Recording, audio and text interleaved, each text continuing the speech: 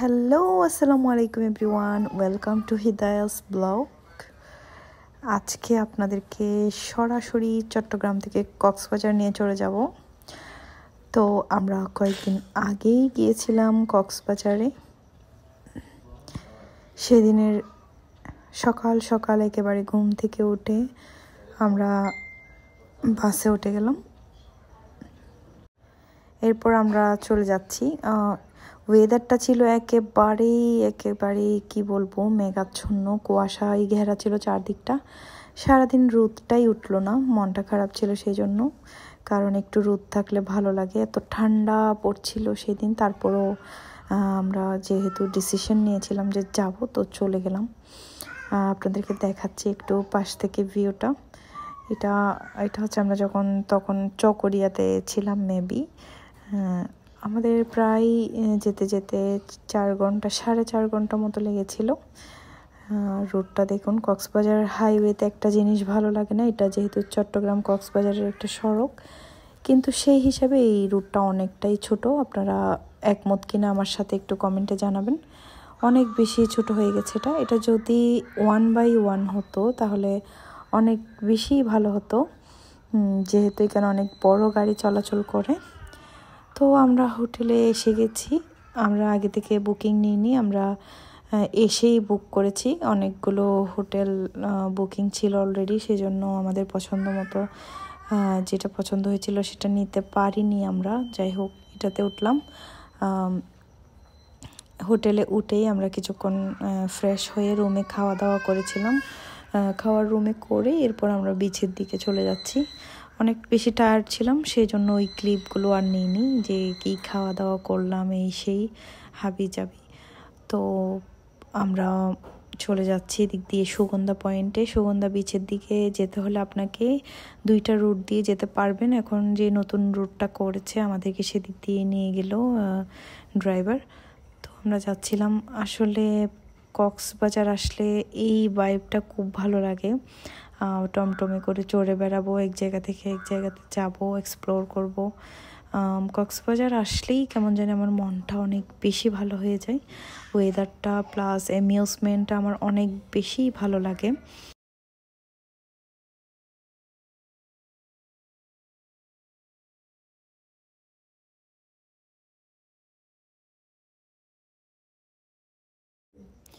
তো এখন আমরা এসে গেছি বিচে সেই চারদিকে আপনারা এইভাবে ঝিনুক শামুকের অনেকগুলো কারুকার্য দেখতে পাবেন। অনেক ঘর সাজানোর জিনিস হতে নিয়ে অর্নামেন্টস, অনেক অ্যাক্সেসরিজ দেখা যায় এখানে।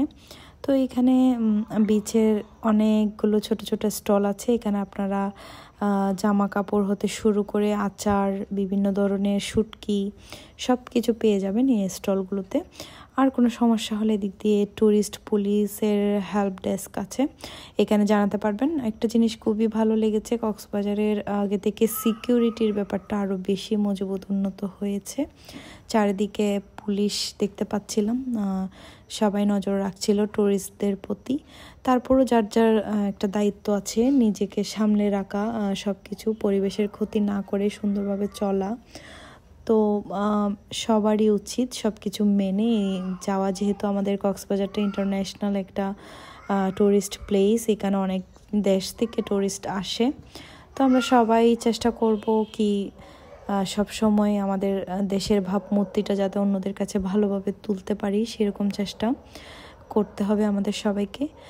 এই যে আমরা বিচে চলে আসলাম, মোটামুটি এই ওয়েদারেও অনেক বেশি মানুষ ছিল। কুয়াশা একটা ভাব ছিল, সারাদিনই রোদ ওঠেনি। তারপরও এখানে যারা কক্সবাজারে ঘুরতে এসেছে সবাই চলে এসেছে। তো আমার মেয়ে আর তার বাবা দুষ্টামি করছিল, হাঁটছিল দুইজনই সুন্দর করে। আমার মেয়ে তো খুবই খুশি হয়ে যায় কক্সবাজার আসলে, সে যেতেই চায় না। তার কমপক্ষে 3 দিন 4 দিন তো থাকতেই হবে কক্সবাজার আসলে।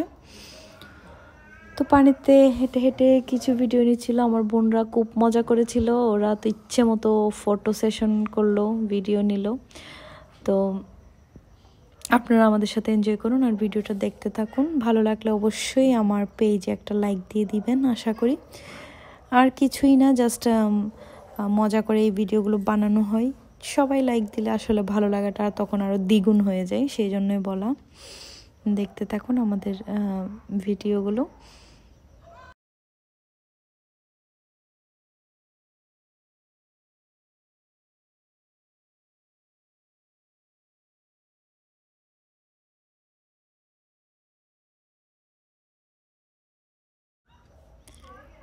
এখন কোথায় চলে আসলাম, যে স্টলগুলো আপনাদেরকে প্রথম দিকে দেখালাম, আমরা বিচ থেকে ঘোরাফেরা করে ইচ্ছা মতো ফটো সেশন করে চলে আসলাম উপরে এই স্টলগুলোর দিকে।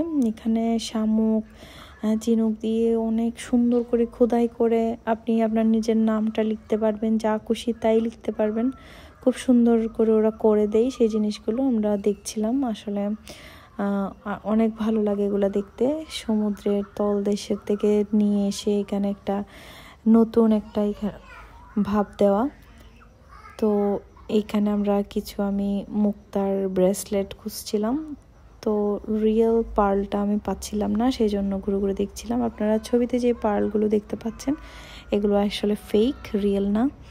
রিয়েলটা এত স্মুথ হয় না, ওটা এবড়ো তেবড়ো আঁকা বাঁকা টাইপের হয়। তো কয়েকটা দোকানেই মাত্র ছিল এই জিনিসটা, বাট ওরা দামটা খুব বেশি বলছিল, সেজন্য আমরা আজকে এটা নিব না, আমরা পরের দিন নিব। তো এখানে দেখতে পাচ্ছেন কত সুন্দর করে সব কিছু সাজিয়ে গুছিয়ে রেখেছে, ভালো লাগে আসলে এখানে। এখন দেখতে পাচ্ছেন করাই রেস্টুরেন্ট, এটা হচ্ছে কক্সবাজারের অন্যতম ফালতু একটা রেস্টুরেন্ট। আপনারা আসলে কখনো এই রেস্টুরেন্টটা আমি রিকমেন্ড করব না এখানে খাওয়ার জন্য, কারণ তাদের সার্ভিস, তাদের খাওয়ার মান, তাদের খাওয়ার দাম কোনোটাই ভালো না। তারা খাওয়ারের যে দামটা, যে প্রাইসটা রেখেছে সে অনুযায়ী খাওয়ারের কোয়ান্টিটিটা একেবারেই কম। তো এখন আমাদের খাওয়ার চলে আসবে, আপনারা দেখবেন। এখানে ডালটা নিয়েছিলাম, ডালটা মনে করেছিলাম কোয়ান্টিটি ভালো হবে, এটাও খুবই কম ছিল দাম প্রাইস অনুযায়ী। তারপর চিকেন তো আপনাদেরকে দেখালামই, কি বলবো, এটা 350 নিয়েছিল, কিন্তু এখানে মাত্র হাড্ডিওয়ালা 6টা পিস মাংস ছিল। আবার একটা জিনিস দেখে মনটা ভালো হয়ে যাচ্ছে, সেটা হচ্ছে আমার মেয়ে খুব এনজয় করেছিল, তার হাসি দেখে ভালো লাগছিল। কিন্তু এই রেস্টুরেন্টে আমি আর জীবনেও যাব না, আপনারাও আশা করি যাবেন না, একেবারে ভালো না এদের সার্ভিস। যাই হোক, এরপর আমরা ওখান থেকে খাওয়া দাওয়া সেরে বাইরে কিছুক্ষণ চা খেয়েছিলাম, তারপর চলে যাচ্ছি আবার রুমের দিকে। পরে আমরা ডিনারটা সেরে নেব, আবার রাত্রে অনেকক্ষণ আড্ডা হবে, মজা হবে, লুডো খেলা হবে, তারপর আমরা ঘুমিয়ে যাব। তো এতগুলো ক্লিপ আমরা নিইনি। আজকের ভিডিওটা এই ক্লিপ দিয়ে শেষ করছি। নেক্সট পার্ট 2 কিন্তু আসছে, অনেক ইন্টারেস্টিং বিষয় কিন্তু আছে পার্ট 2-তে। আশা করি আপনারা অনেক মজা পাবেন। সমুদ্রকন্যা কাজলের সাথেও আমাদের দেখা হয়ে গিয়েছিল। আল্লাহ হাফেজ।